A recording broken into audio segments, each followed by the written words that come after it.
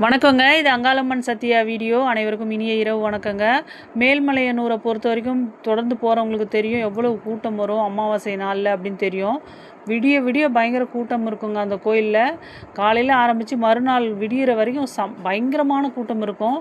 அப்போ மக்கள் என்ன பண்ணுவாங்கன்னாங்க, அரசு பேருந்து நிறைய விடப்பட்டாலும் எல்லா ஊர்கள்லேயும் இருந்து மேல்மலையனூருக்கு அன்னைக்கு மட்டும் சிறப்பு பேருந்துகள் விடப்படுங்க. ஆனாலும் மக்கள் வந்து தனியாக ப்ரைவேட் வாகனங்கள் அவங்கவுங்க என்ன பண்ணுவாங்க, ஒரு 30 பேர் 50 பேர் சேர்ந்து ஒரு பஸ் ஏற்பாடு பண்ணி அந்த மாதிரி வர்றது, வேன்களில் வர்றது, கார்கள் ஏற்பாடு பண்ணி வர்றது. அந்த மாதிரி அக்னிகுளத்தை தாண்டினீங்கன்னா பார்க்கிங்கில் பார்க்கலாம். ஒரு பார்க்கிங்கிலும் 50 பஸ்ஸுக்கு மேலே நிற்கும். அப்படி ஒரு கூட்டங்க. எப்படி இந்த அம்மாவை பார்க்க இப்படி இவ்வளோ ஜனங்கள் இவ்வளோ ஆர்வமாக வராங்கன்னு நம்மளுக்கே ஆச்சரியமாக இருக்கும். ஏன்னா ஒருத்தவங்களும் ஒரு 1000 ரூபாய் செலவு பண்ணாமல் அந்த அம்மா வந்து பார்த்துட்டு போக முடியாது. சும்மா சிம்பிளாக நான் சொல்கிறேன். மற்றபடி சாப்பாடு மற்ற எந்த செலவுகள் பொருட்கள் வாங்கிட்டு போகிறதுனா கூட ஒரு ஆளுக்கு 2000 ரூபாய் அப்படி ஆகும்.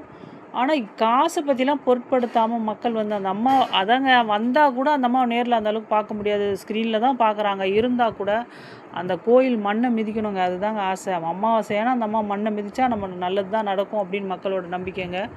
ஏழைகளின் தெய்வம், இல்லாதப்பட்டவங்களோட தெய்வம் அங்காள பரமேஸ்வரி அப்படின்னு சொல்லுவாங்க.